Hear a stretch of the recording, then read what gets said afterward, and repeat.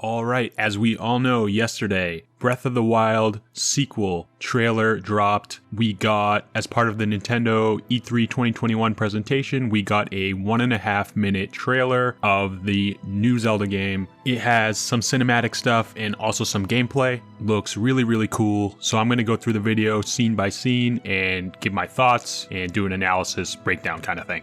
So the trailer starts off with kind of a similar tone to the original Breath of the Wild trailer, kind of that dark, somber, creepy music. You see the malice spreading, and we do get a quick cut to this guy. I was hoping in this trailer we'd get a little more information about this guy, maybe confirmation that it actually is Ganondorf, but all we get is him raising his arms, so it almost seems like he's summoning the malice. My best guess now though is that it is Ganondorf. It's a mummified Ganondorf, because in that first trailer we do see that he is wearing the Gerudo symbol. So in all likelihood this is Ganondorf in some kind of mummified, zombified state and is being resurrected in this sequel. A little disappointing. I wanted to find out more about this figure, but this is the only part of the trailer that he's present in.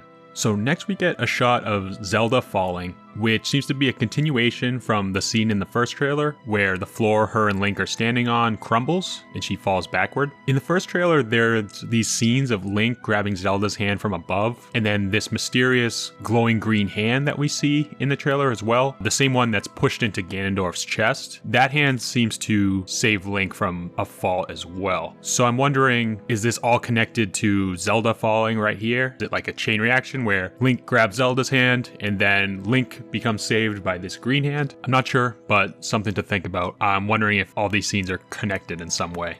Also, we're still unsure of who or what the green hand represents. It seems to be some kind of higher power, but I'm not sure if it's good or evil. By the look of it, it looks like it's connected to the Sheikah people in some way, but that's my best guess right now. So after this, the tone of the trailer kind of departs from the original, and now we get this memorable scene of Link skydiving through the clouds. Kind of gives me Skyward Sword feel, and we can see some of the floating islands below him in the distance, which also adds to that whole Skyloft kind of vibe.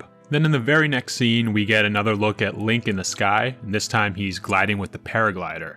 So this confirms that the paraglider will return in the game, but it has a little bit of a different look, as you can see the two streamers coming off of it. We also get a glimpse of what looks to be a new shield. So it's a silver shield with what I think is the Sheikah symbol on it. It looks like it's not going to be too great of a shield. Like if I had to guess, it's probably one of the more common shields that doesn't have any significance, but you never know. Now I love this scene here. It's Link running through, actually on the ground this time, so we can see sort of his new look, and we can see the sky islands above him as he goes. In here it cuts to some kind of mechanical enemy, so it looks like it's coming down and fastening itself onto another enemy which is on the ground. Both parts have a kind of a stone design to match the ruins in the area. And if we freeze frame right here, we can see that this top piece is coming down with the power of some sort of light that looks greenish in color. So I'm thinking it might have something to do with the power of that green glowing hand we see in the first trailer. Maybe that green light, that's the entity that's powering all these new enemies. Just a thought. Also, if we take a look at the bottom piece here, it kind of resembles a guardian with the one eye and then the spidery looking claws or legs. I'm gonna guess here that we're most likely looking at some kind of new species of guardian. Here we get another look at enemies in this game.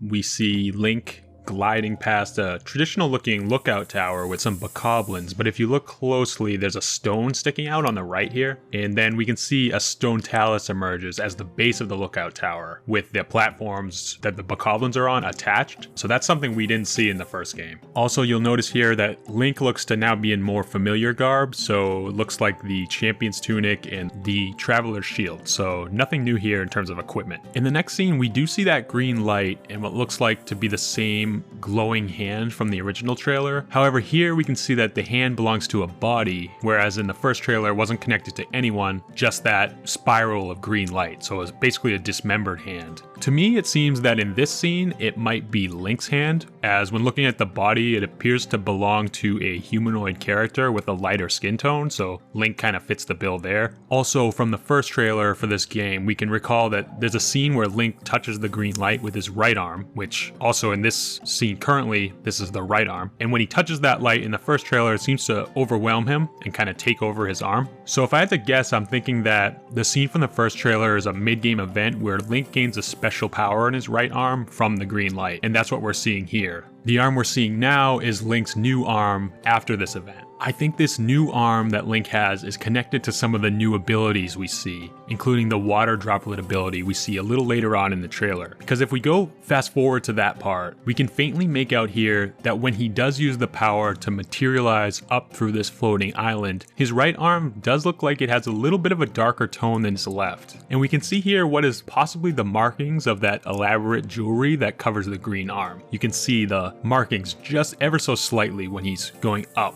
I think in this scene, Link does have the arm upgrade, but the shot in the trailer is strategically angled and then zoomed out, so we can't tell with absolute certainty.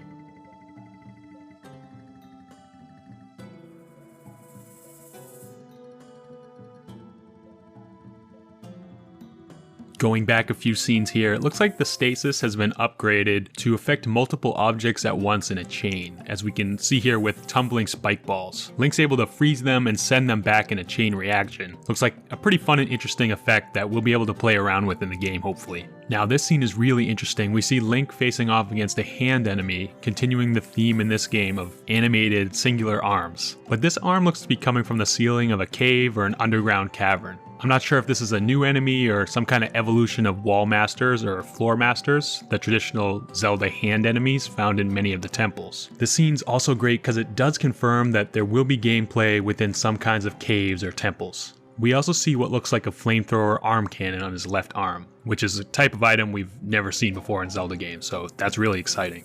Again here, we see that new water droplet ability. We see the drop come out of a puddle and Link ascends upwards. Judging from this, maybe we'll find special puddles around the game world where we can trigger this ability to travel upwards and through solid objects. That's my best hypothesis right now. And in the final scene of the trailer, we can see the castle being ascended up into the sky through the power of malice, similar to what we saw in the first trailer. This makes me think that again, the castle becomes home to the center of the evil power, similar to the original Breath of the Wild. Here it seems the castle is being forcefully uprooted by the evil power, as evidenced by a piece of the castle crumbling off. Then the trailer ends with a shot of Hyrule with the castle in the distance, as it's fully suspended in the sky by the malice.